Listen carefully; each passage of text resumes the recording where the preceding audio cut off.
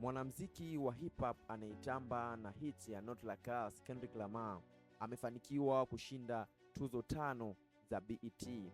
Kendrick ndo msanii pekee ambaye ameondoka na tuzo nyingi ndani ya siku moja hapo jana. Kendrick ameshinda vipengele vifuatavyo kwenye hizo tuzo 5 za BET. Kipengele cha kwanza ni album bora ya mwaka ambayo ni GNX. Lakini pia kipengele cha pili ilikuwa ni Best Collaboration ambayo inaitwa Luther amemshirikisha msanii SZA. Lakini pia ameshinda msanii bora wa kiume wa mwaka wa hip hop. Lakini pia Kendrick Lamar ameshinda kipengele cha video bora ya mwaka kwenye wimbo wa Not Like Us, na pia video director wa mwaka ambaye ni Tandem. Kendrick Lamar anakuwa msanii wa kwanza kwenye historia ya muziki wa hip hop kuwa na BET nyingi, akiwa tayari amekwisha shinda BET 37, na wakati huo msanii wa hip hop ambaye anafuatia baada ya hapo ni Jay-Z ambaye ana tuzo 25, lakini Drake kwa sasa anashika nafasi ya 3 akiwa na jumla ya tuzo 24. Tangu Kendrick Lamar ameachia Not Like Us amekwisha shinda tuzo nyingi no.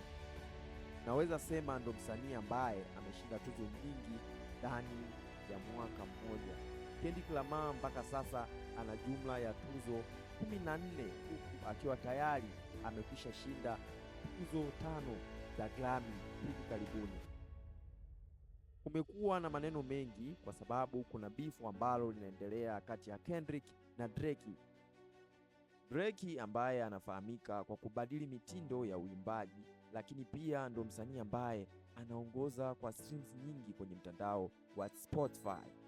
Lakini hivi karibuni amekuwa akipitia wakati mgumu sana, hasa ukiangalia tangu Kendrick ametoa Not Like Us, amekuwa ndo msanii ambaye ameingiza streams nyingi ndani ya mwaka mmoja, na pia akiwa ndo msanii ambaye amekuwa na listeners wengi kwa mwezi kupitia Spotify.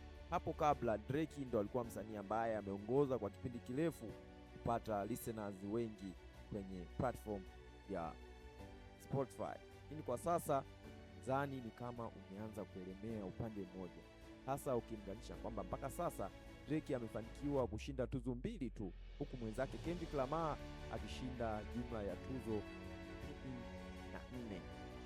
Hii ni Big Safari TV. Kwa habari zingine moto kama hizi, basi hakikisha una subscribe, una like na comment.